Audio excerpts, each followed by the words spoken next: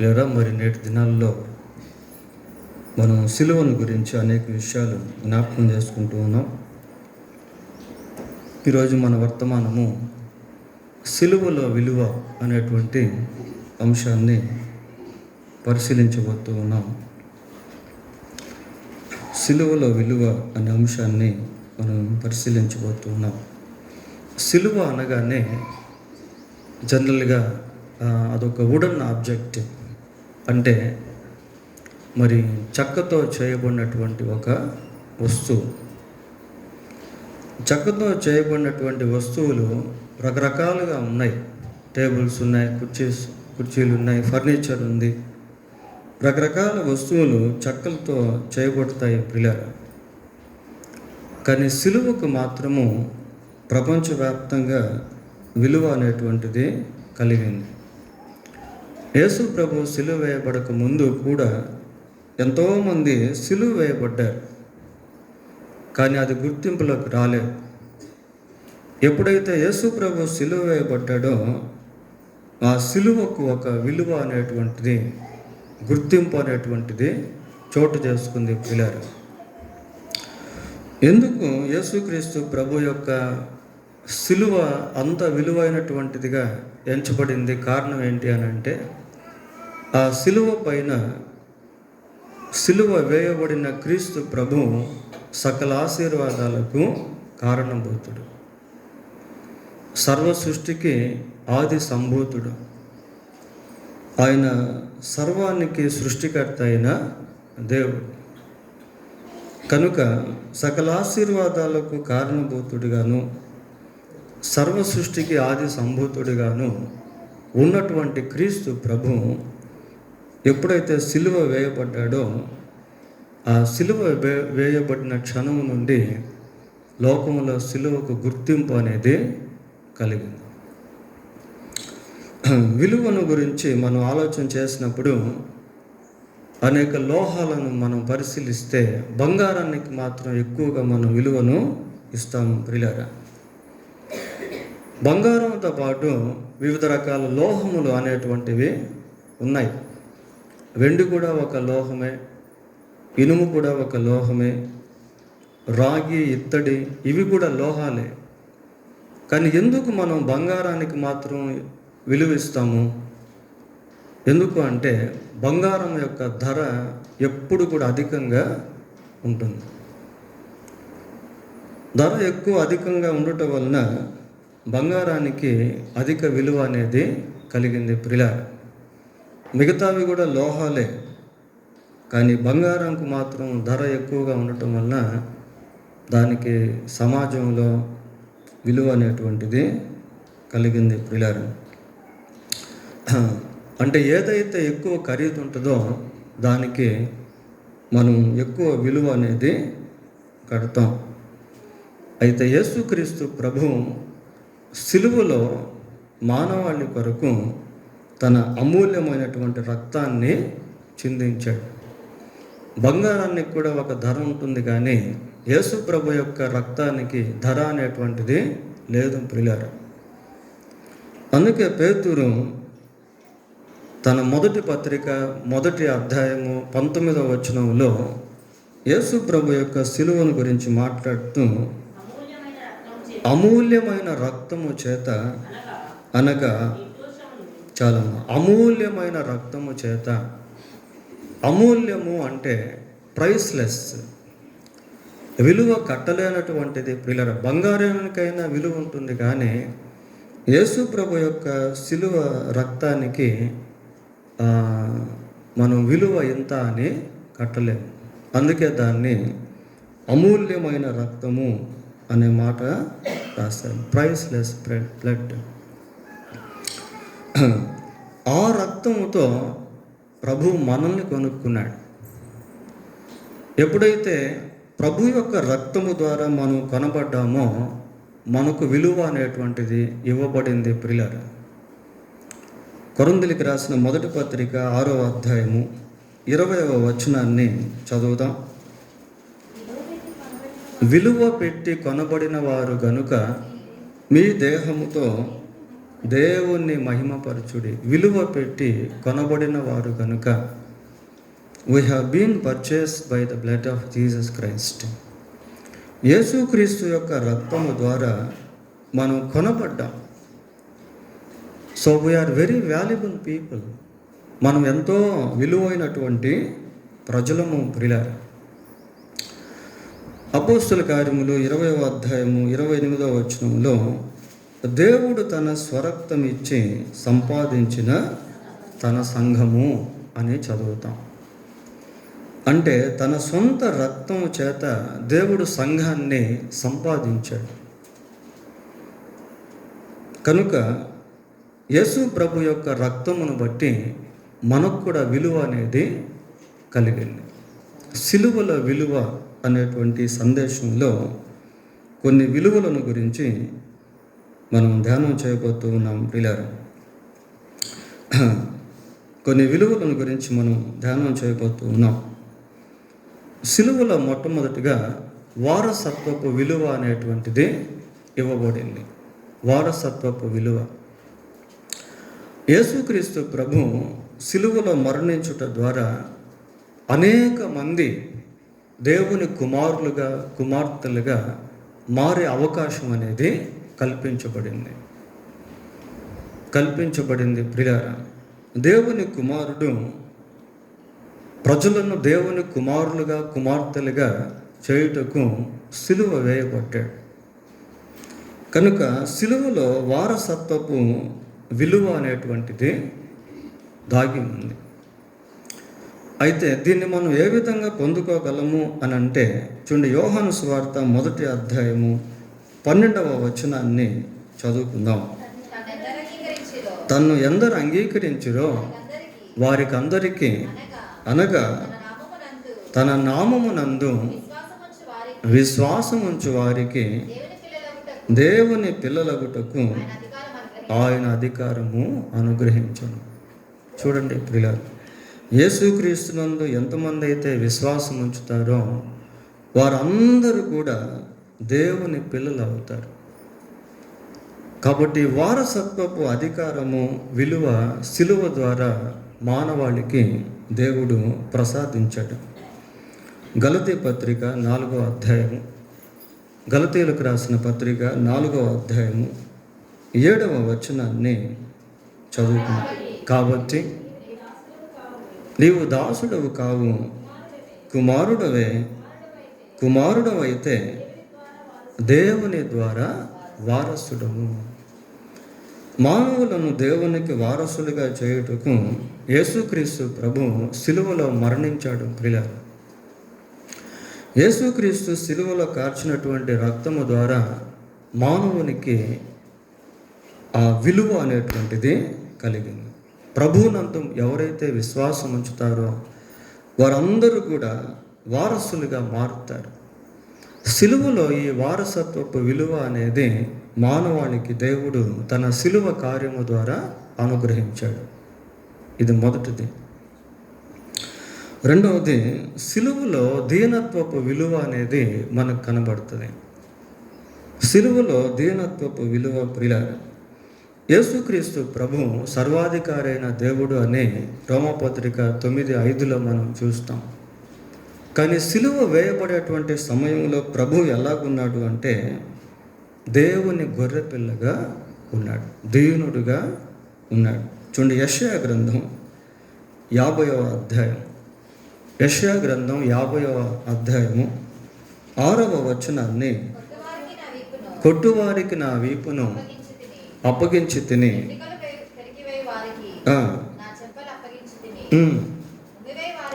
ఉమ్మివేయి వారికి అవమానపరచు వారికి నా ముఖము దాచుకొనలేదు. చూడండి ప్రియులారా, ఇది యేసు ప్రభు యొక్క సిలువ అనుభవము. ప్రభు సిలువ వేయబడేటువంటి సమయంలో చాలా దీనుడుగా ఉన్నాడు. గొర్రెపిల్ల వదకు తీసుకొని పోబడే సమయంలో ఎలాగ మౌనంగా ఉంటుందో యేసు ప్రభు ఆ రీతిగా ఉన్నాడు ప్రియులారా. సిలువలో దీనత్వపు విలువను మనం చూడగలం. చాలామందికి లోకానికి ఈ సత్యం ఎలాగుంటుందంటే వెర్రితనం లాగా ఉంటుంది. వెరితనంలాగా ఉంటుంది. అంటే ప్రభువును మనుషులు ఏ విధంగా ఆ రోజుల్లో ఈ రోజుల్లో కూడా చూస్తున్నారు అంటే, ఆయన ఏదో చేతకాని వాడిగానో, లేకుంటే ఏదో నేరం చేసినటువంటి వాడుగానో, అధికారం లేనటువంటి వాడుగానో ఆ రోజుల్లో ఈ రోజుల్లో కూడా ప్రజలు చూస్తూ ఉన్నారు. నీవు దేవుని కుమారుడు అయితే సిలువ నుండి కిందకి దిగిరా, అప్పుడు మేము నిన్ను నమ్ముతాము అన్నారు. ప్రియులారా, ప్రభువును అద్భుతాలు చూపించమని ఆయన్ని శోధించారు. But he was very humble during the crucifixion. అయితే సిలువ వేయబడినటువంటి సమయంలో యేసుక్రీస్తు ప్రభు చాలా దీనుడిగా ఉన్నాడు.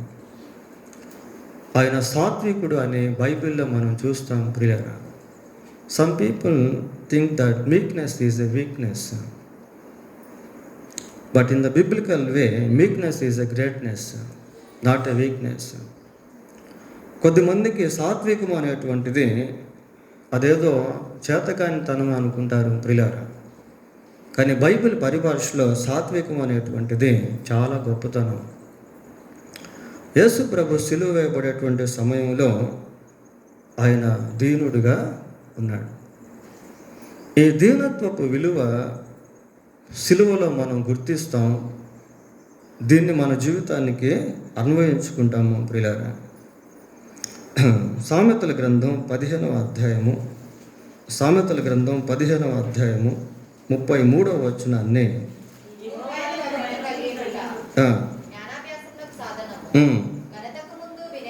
ఘనతకు ముందు ఏముంటుందట? వినయం ఉంటుందట. ప్రియులారా, వినయ మనస్కులు ఘనత నందుదురు అని కూడా మనం చూస్తాం. ఘనతకు ముందు ఏముంటుందట? వినయం, humbleness, humility brings the honour, reputation. ప్రియులారా, దీనత్వం అనేటువంటిది ఏం చేస్తుంది అంటే విలువను కలిగిస్తుంది. సిలువలో యేసుక్రీస్తు ప్రభు దీనుడిగా ఉన్నాడు. సాత్వికులు ధన్యులు, వారు భూలోకమును స్వతంత్రించుకుందరు.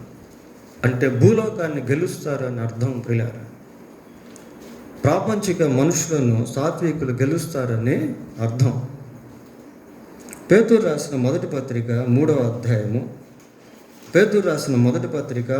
అధ్యాయము 8వ వచనాన్ని చదువుకుందాం. తుదుకు మీరందరూ ఏక మనస్కులై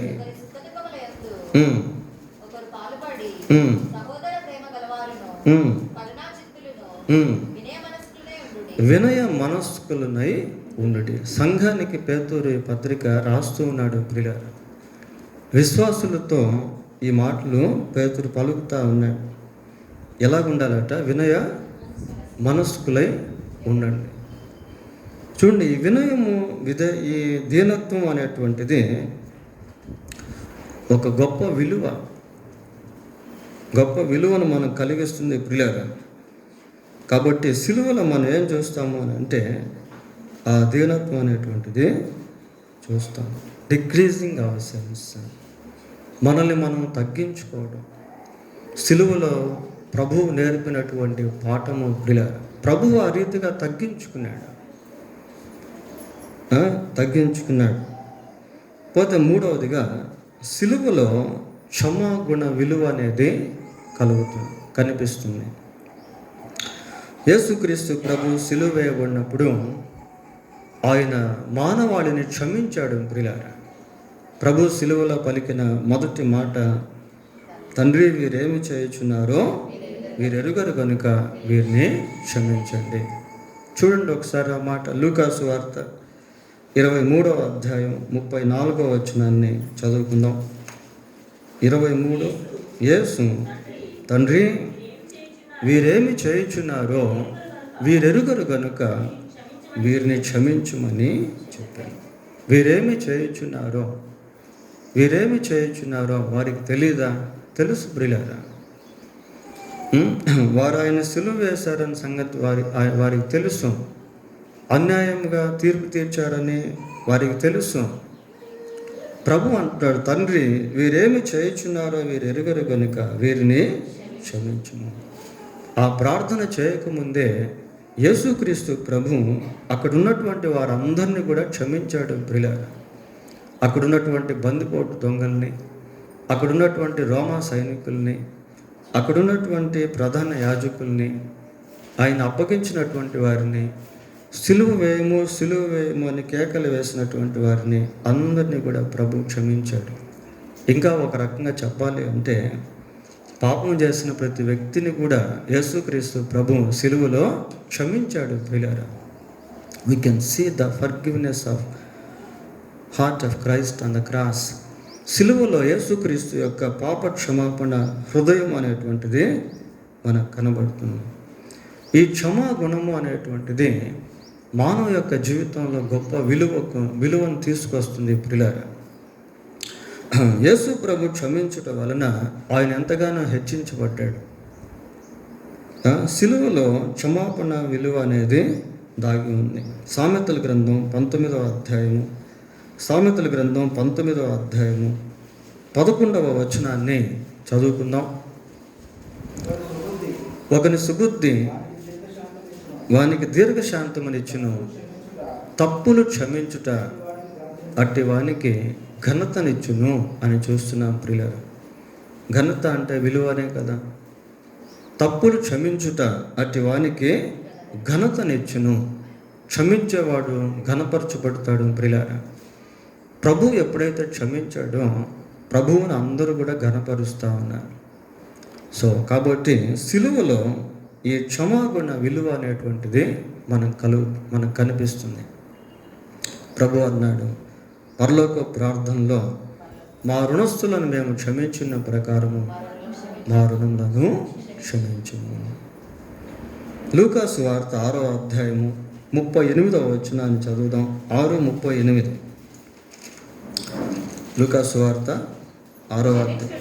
క్షమించుడి, అప్పుడు మీరు క్షమింపబడుతుంది. క్షమించుడి, అప్పుడు మీరు క్షమింపబడుతుంది. కనుక క్షమా గుణము అనేటువంటిది మన జీవితంలో గొప్ప విలువను సమకూరుస్తుంది. ప్రియులారా, గొప్ప ఘనతను సమకూరుస్తుంది. యేసు ప్రభు సిలువలో ఈ క్షమా గుణమును కలిగి ఉన్నట్టు మనము చూస్తాం.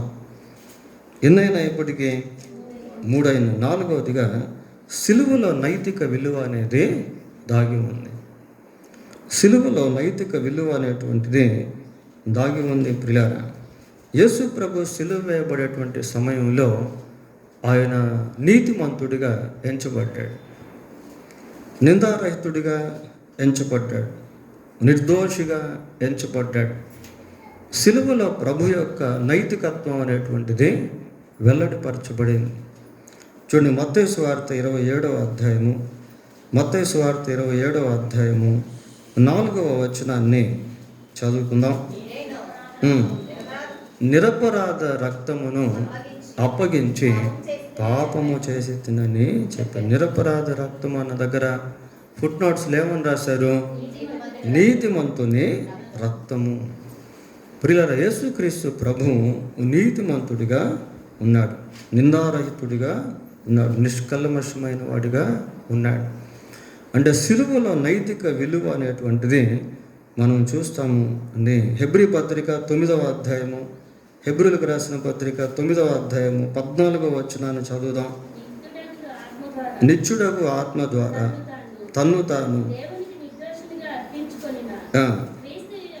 క్రీస్తు యొక్క రక్తము నిర్జీవ క్రియలను విడిచి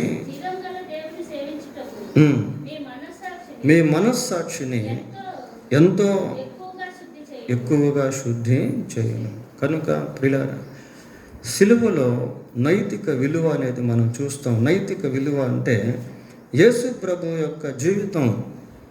యేసు ప్రభువులో ఎక్కడ అవినీతి కానీ, దుర్నీతి కానీ, స్వనీతి కానీ లేవు. యేసు ప్రభువులో ఎక్కడ అక్రమం కానీ, అన్యాయం కానీ ఎక్కడ మనకు కనబడవు. ప్రియులారా, ఆయన పాపము లేనటువంటి వాడు. స్టెయిన్లెస్ బ్లడ్, పాపము లేనటువంటి వాడు యేసుక్రీస్తు ప్రభువు. ప్రియులారా, దీంట్లో మనం గుర్తించాల్సింది ఏంటి అంటే, ఎప్పుడైతే మనం యేసు ప్రభునందు విశ్వాసం ఉంచుతామో అప్పటి నుండి మన జీవితంలో ఈ నైతిక విలువలు అనేవి నేర్చుకుంటాం. నేర్చుకుంటాం ప్రియులారా. ప్రతి విశ్వాసి యేసు ప్రభువుని నమ్ముకోక ముందు, నమ్ముకున్న తర్వాత తన జీవితంలో గొప్ప మార్పు అనేటువంటిది కలిగి ఉంటాడు. ప్రభువునందు విశ్వాసం ఉంచకుండా ఉన్నప్పుడు అబద్ధాలు, దొంగతనాలు, మోసాలు, చెడు, దుర్వ్యసనాలు, అవినీతి, లంచాలు, ప్రియులారా, అన్యాయం, అక్రమాలు ఇవన్నీ ఉంటాయి. ప్రభువుని నమ్ముకున్న తర్వాత అవన్నీ కూడా సమసిపోయి ఒక నూతన స్థితిలోనికి వెళ్ళిపోతాడు. ఎవడైనా క్రీస్తునందు ఉన్నట్లా వాడు నూతన సృష్టి, సమస్తము క్రొత్తవాయు. కాబట్టి మోరల్ వాల్యూస్ అంటే నైతిక విలువలు సిలువలో దాగి ఉన్నాయి. ప్రభు యొక్క రక్తము ద్వారా మన మనస్సాక్షి కడిగబడి పరిశుద్ధపరచబడుతుంది ప్రియులారా. అదే ఇందాక మనం హెబ్రీ పత్రిక 9వ అధ్యాయంలో చూడగలిగాం. యేసు ప్రభు యొక్క రక్తము ద్వారా మనం నైతికంగా జీవించేదానికి అది సహాయపడుతుంది. మన జీవితంలో నీతిని కలిగి జీవించేవారంగా, న్యాయపరంగా ఆలోచించేవారంగా. చూడండి, బ్రతుకున్నటువంటి మనస్సాక్షి నీతిని గురించి ఆలోచిస్తుంది ప్రియులారా, న్యాయముని గురించి ఆలోచిస్తుంది, తోటి వ్యక్తిని ప్రేమించుటను గురించి ఆలోచిస్తుంది. So it has a conscience, it has a sensation, ఆ స్పర్శ అనేటువంటిది కలిగి ఉంటుంది. లోకంలో మనం గమనించినప్పుడు కొద్దిమంది ఎంతో అక్రమంగా జీవిస్తూ ఉంటారు, అన్యాయంగా జీవిస్తూ ఉంటారు. Even though they know the moral ethics, they don't follow the foot steps of moral ethics. వారికి నైతిక విలువలు తెలిసినప్పటికీ దాన్ని అనుసరించేటువంటి వారుగా వారు ఉండరు ప్రియులారా. అయితే విశ్వాస జీవితం అలాగుండదు. సిలువలో ప్రభు మనకు నేర్పించింది ఏంటి అంటే నైతికత్వం. ఆయన ఎక్కడ కూడా మరి పాపం అనేటువంటిది లేదు ప్రియులారా. కాబట్టి సిలువలో నైతిక విలువ అనేది దాగి ఉంది. ప్రభు యొక్క రక్తము ద్వారా మనం కడగబడినప్పుడు, మన మనస్సాక్షి కడగబడినప్పుడు, మనం ప్రభు కోసం జీవిస్తున్నటువంటి సమయంలో we should eradicate what is unrighteousness. ఏదైతే దుర్నీతిగా ఉంటుందో దాన్ని నిర్మూలించేటువంటి వారంగా, దాన్ని తీసివేసుకునేటువంటి వారంగా మనం ఉంటాము ప్రియులారా. ప్రభు నామమును ఒప్పుకునేవాడు దుర్నీతి నుండి తొలగిపోతాడని బైబిల్లో మనం చూస్తాము ప్రియులారా. తర్వాత సిలువలో విలువ అనేటువంటి సందేశంలో 5వదిగా మనం గమనించినప్పుడు సిలువలో శ్రమ విలువ అనేటువంటిది దాగి ఉంది. శ్రమ విలువ, ఇవి లోకానికి అర్థం కానటువంటి అంతరార్థాలు ప్రియులారా. శ్రమ కూడా ఒక విలువే. ప్రభు కోసం జీవిస్తూ ఉన్నప్పుడు మనం ప్రభువు నిమిత్తము పొందేటువంటి శ్రమలన్నీ కూడా విలువైనటువంటివిగా ఎంచబడతాయి. యేసుక్రీస్తు ప్రభు సిలువ వేయబడినటువంటి ఆ సమయంలో చాలా శ్రమ అనుభవించాడు, చాలా బాధ అనుభవించాడు, చాలా కష్టాన్ని అనుభవించాడు. అవన్నీ కూడా తూచపడ్డాయి, అవన్నీ కూడా కొలత వేయబడ్డాయి ప్రియులారా. పేతురు రాసిన మొదటి పత్రిక 2వ అధ్యాయము 21వ వచనం చదువుదాం. క్రీస్తు కూడా మీ కొరకు బాధపడి మీరు తన అడుగుజాడల యందు నడుచుకొనున్నట్లు మీకు మాదిరి ఉంచిపోయాను. ఆయన పాపము చేయలేదు, ఆయన నోటను ఏ కపటమును కనబడలేదు, ఆయన దూషింపబడి బదులు దూషింపలేదు, ఆయన శ్రమ పెట్టబడి బెదిరింపక న్యాయముగా తీర్పు తీర్చు దేవునికి తన్ను తాను అప్పగించుకుని. ప్రియులారా, ఇవన్నీ కూడా ప్రభు యొక్క సిలువ శ్రమలను జ్ఞాపకం చేస్తూ ఉన్నాయి. ఆయన సిలువలో ఎంతో బాధ అనుభవించాడు, శ్రమను అనుభవించాడు, కష్టాన్ని అనుభవించాడు, ఆకలి దప్పును అనుభవించాడు, దూషణను అనుభవించాడు. ఆయన బాధపడి మనము తన అడుగుజాడల్లో నడుచుకుంటూ మనకు మాదిరిని పెట్టాడు. ప్రియులారా, ప్రభు కొరకు జీవించే జీవితంలో కలిగే ప్రతి శ్రమ విలువైనటువంటిదిగా ఎంచబడుతుంది. మనం దేవుని సన్నిధిలో కార్చే కన్నీటిని దేవుడు బుడ్డీలో భద్రపరుస్తాడని యోబు గ్రంథంలో చూస్తాము ప్రియులారా. కొలస్సీ పత్రిక మొదటి అధ్యాయం 24వ వచనాన్ని చదువుకుందాం. ఇప్పుడు మీ కొరకు నేను అనుభవించుచున్న శ్రమల యందు సంతోషించుచు సంఘము అను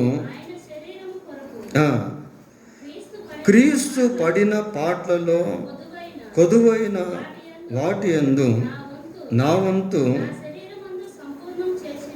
చేయుచున్నాను.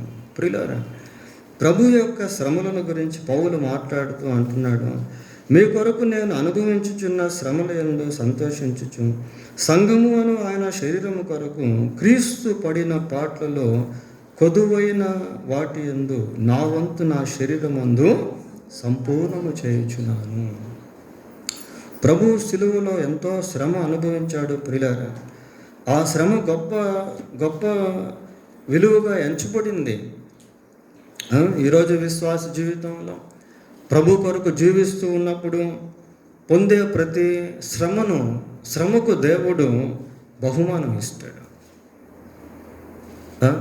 నా నిమిత్తము జనులు మిమ్మల్ని నిందించి హింసించి మీ మీద అబద్ధముగా చెడ్డ మాటలెల్లా పలుకున్నప్పుడు మీరు ధన్యులు, సంతోషించి ఆనందించుడి, పరలోకమందు మీ కొరకు పరలోకమందు మీ ఫలము అధికము.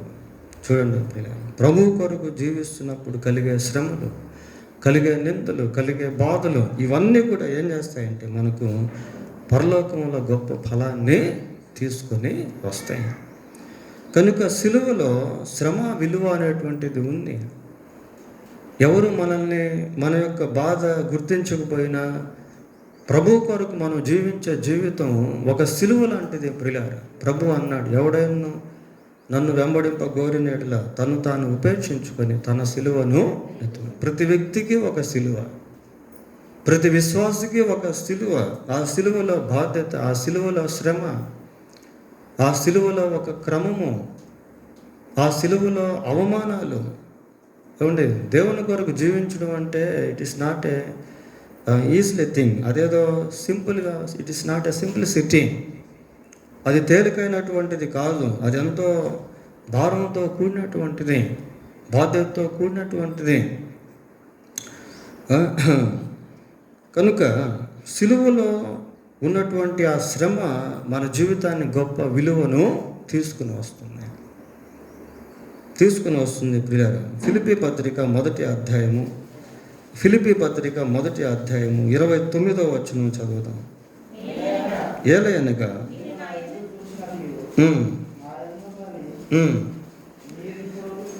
వినుచున్నట్టు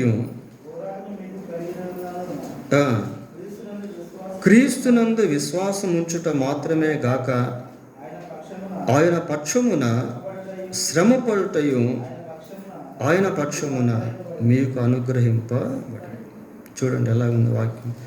క్రీస్తునందు విశ్వాసం ఉంచుట మాత్రమే కాక ఆయన పక్షమున శ్రమపడుటయు ఆయన పక్షమున మీకు అనుగ్రహింపబడి. ఆయన పక్షమున శ్రమపడుట, ఆయన పక్షమున శ్రమపడుట, ఆయన పక్షమందు మనం జీవించడం. ప్రియులారా, ఆయన పక్షమందు మనం ఎప్పుడైతే జీవిస్తామో కొన్నిసార్లు లోకం మనల్ని ద్వేషిస్తుంది. లోకముతో మనం కాంప్రమైజ్ అయిపోతే, రాజీ పడిపోతే లోకం మనల్ని స్నేహిస్తుంది. కానీ కొన్ని సందర్భాల్లో మనం రాజీ పడే భక్తి జీవితాన్ని చేయలేం. ప్రియులారా, షడ్రకు మేషకు అబేద్నెగోకు వారికి ఆ శోధన రాకముందు అందరూ కలిసే ఉన్నారు. శోధన వచ్చినప్పుడు ఏమైందంటే వారు ద్వేషించబడ్డారు, వారు అగ్నిగుండంలో పడద్రోయబడ్డారు. ఎందుకు అంటే they were on behalf of God, దేవుని పక్షమందు వారు ఉన్నారు. ప్రియులారా, అందుకే శ్రమ వచ్చింది. వారు కూడా ఏముందిలే ఈ బొమ్మకు మొక్కేద్దాం అనుకొని ఉంటే ఆ శ్రమ వచ్చి ఉండేది కాదు. They were on behalf of God, వారు దేవుని పక్షమందు ఉన్నారు. ప్రియులారా, దేవుని పక్షమందు ఉండుట వలన వారు శ్రమ పడాల్సి వచ్చింది, అగ్నిగుండంలో పడవేయబడాల్సి వచ్చింది. క్రీస్తు పక్షమందు శ్రమ పడుటయు ఆయన పక్షమున మీకు అనుగ్రహింపబడెను. కనుక facing the troubles on behalf of God. Has more values. ప్రియులారా, దేవుని పక్షమందు పడే శ్రమ గొప్ప విలువగా ఎంచబడుతుంది. పోతే చివరిగా సిలువలో నిత్య విలువ అనేటువంటిది ఉంది. ప్రియులారా, సిలువలో నిత్య విలువ అనేటువంటిది ఉంది. ఇప్పటి వరకు మనం చెప్పుకున్నటువంటి ఈ భాగాలన్నీ కూడా ఈ భూమి మీద మనం సజీవముగా జీవిస్తూ ఉన్నప్పుడు జీవించే జీవితానికి సంబంధించినవి. క్రీస్తునందు విశ్వాసం ఉంచినటువంటి వ్యక్తికి నిత్యత్వంలో గొప్ప విలువ అనేది ఉంటుంది. నిత్యత్వంలో ఇక శ్రమలనే ఉండవు. నిత్యత్వంలో అవమానాలు అనేటువంటివి ఉండవు. ప్రియులారా, నిత్యత్వంలో మరణం అనేటువంటిది కూడా లేదు. నిత్యత్వంలో ఇప్పుడు క్రీస్తునందు విశ్వాసం వచ్చినటువంటి వ్యక్తికి చాలా విలువ అనేటువంటిది ఉంటుంది. మరణం వరకు ఈ శ్రమలు, ఈ కష్టాలు, ఈ బాధలు, కానీ మరణం సమయంలో ప్రభువునందు విశ్వాసం వచ్చినటువంటి వ్యక్తికి నిత్య విలువ అనేది కలుగుతుంది. సిలువలో నిత్య విలువ 116వ కీర్తన 15వ వచనం చదువుదాం. 116వ కీర్తన, యెహోవా భక్తుల మరణము ఆయన దృష్టికి విలువ గలది. చూడండి ప్రియులారా, వాక్యం ఎలా మరణము విలువ కలిగింది అని చూస్తా ఉన్నాం. ఎవరి మరణం అట?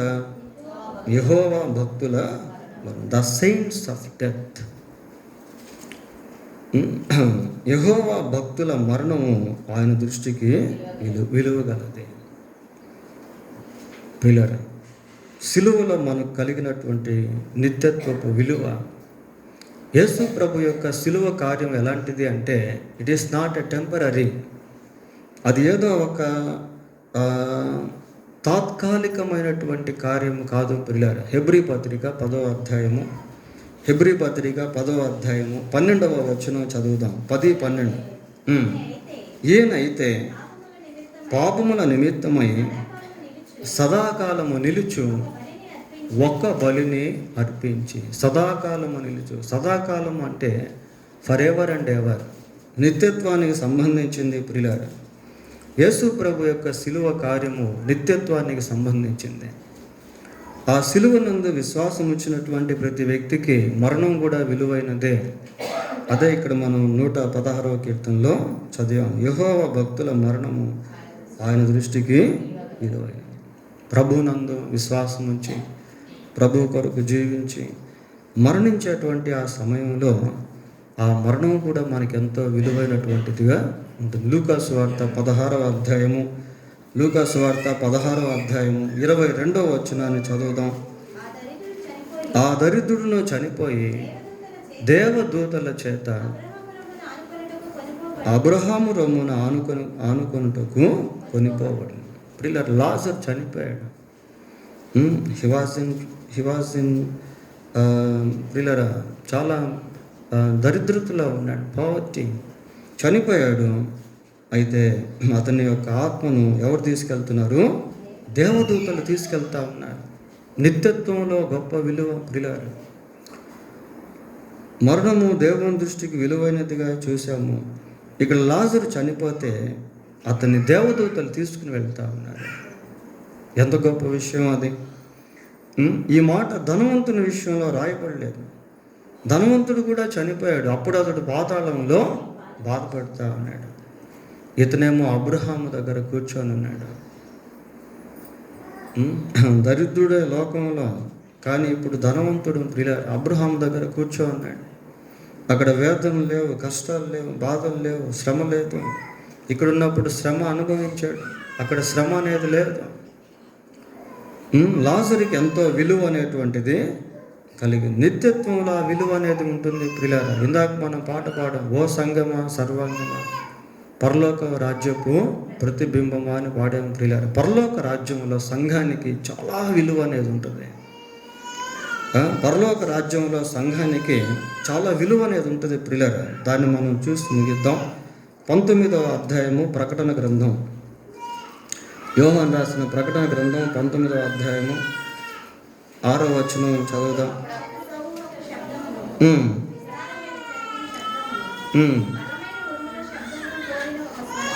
సర్వాధికారియు ప్రభువునగు మన దేవుడు ఏలుచున్నాడు. ఆయనను స్తుతించుడి. గొర్రెపిల్ల వివాహోత్సవ సమయము వచ్చినది. ఆయన భార్య తనను తాను సిద్ధపరచుకొని ఉన్నది. కనుక మనము సంతోషపడి ఉత్సహించి ఆయనను మహిమపరచెదమని గొప్పగా చెప్పగా వింటిని. మరియు ఆమె ధరించుకొనుటకు ప్రకాశములను నిర్మలములైన సన్నపు నారబట్టలు ఆమె గీయబడెను. అవి పరిశుద్ధుల నీతి క్రియలు.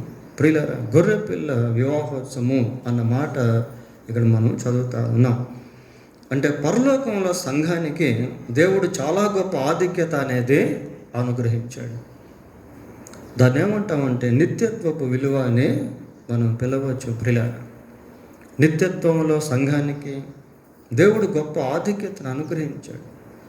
ఆ ప్రకటన గ్రంథంలో మనం చూస్తాం, 4వ అధ్యాయంలో 24 పెద్దల గురించి చదువుతాం. ప్రియులారా, వారికి సింహాసనాలు వేయబడ్డాయి, వారి తలలపైన కిరీటాలు ఉన్నాయి, వారు దేవుణ్ణి స్తుతిస్తూ ఉన్నారు.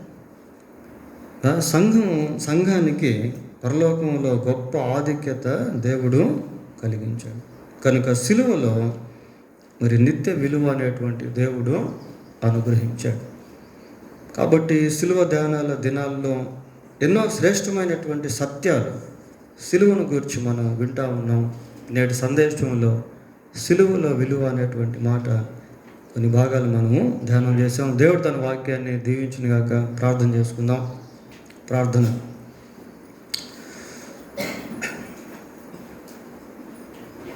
చేసుకుందాం. మహాపరిశుద్ధులైన మా తండ్రి, మీ పాదములకు వందనాలు స్తోత్రాలు చెల్లిస్తూ ఉన్నాం. ఆయన సిలువలో మీరు మరణించటం వలన అనేక విలువలు మానవాళికి ఏర్పాటు చేయబడ్డాయి. అందును బట్టి మీకు స్తోత్రాలు చెల్లిస్తున్నాం ప్రభా. సిలువలో వారసత్వపు విలువను గురించి ధ్యానం చేశాం. మీ యందు ఎవరైతే విశ్వాసం ఉంచుతారో వారందరూ కూడా పరలోకంలో వారసులుగా ఉంటారు. ఆయన అటువంటి వారసత్వపు గొప్ప స్థితిని ప్రతి ఒక్కరూ పొందుకొని ఉండుటకు సహాయం చేయండి ప్రభా. ఆయన ఈ సిలువ సిరులను మా జీవితంలో మేము కలిగి ఉండుటకు కృప దయచేయండి. శ్రమ కూడా విలువగానే ఎంచబడింది. కష్టము, బాధ విలువగానే ఎంచబడ్డాయి ప్రభా. దీనత్వము విలువగా ఎంచబడింది. క్షమాగుణము ప్రభా, ఇవన్నీ కూడా మా జీవితాలను మేము పొందుకొని ఒక విలువైనటువంటి వారముగాను, గుర్తింపబడినటువంటి వారముగాను జీవించుటకు సహాయం చేయండి ప్రభా. మీ అందరి విశ్వాసము ద్వారా నిత్యత్వంలో మీరు గొప్ప బహుమానాలు ఆయన ఏర్పాటు చేసి ఉన్నారు. నిత్యత్వపు విలువలను మీరు మాకు ప్రసాదించి ఉన్నారు. అందును బట్టి మీకు స్తోత్రాలు. ఈ గొప్ప నిరీక్షణ మీరు మాకు కలిగించినందుకే మీకు స్తోత్రాలు. సిలువలో ఉన్న నైతిక విలువలను ప్రభా మేము కలిగి మా కుటుంబాల్లో, సమాజంలో ప్రభా మేము పనిచేసేటువంటి స్థలాల్లో ఆ రీతిగా జీవించుటకు మీరే కనికరించి సహాయం చేయండి. మీరు మా కొరకు శ్రమపడి ఆయన మేము మీ అడుగుజాడల్లో నడవాలని మీరు ఉద్దేశించారు ప్రభా. కనికరించి సహాయం చేయండి. మీ నిమిత్తం శ్రమపడేవారముగా ఉంటూ కృప దయచేయండి. మీ కొరకు జీవించుటకు సహాయం చేయండి. మీ పక్షమందు ఆయన నిలబడేవారముగా ఉంటూ సహాయం చేయమని మా రక్షకుడైన యేసుక్రీస్తు మహిమగల నామంలో ప్రార్థన చేస్తున్నాము తండ్రి. ఆమేన్. వీళ్ళందరూ లేచి నిలబడి ఒక పాట పాడుతున్న సమయంలో కానుకలు తీయబడతాయి.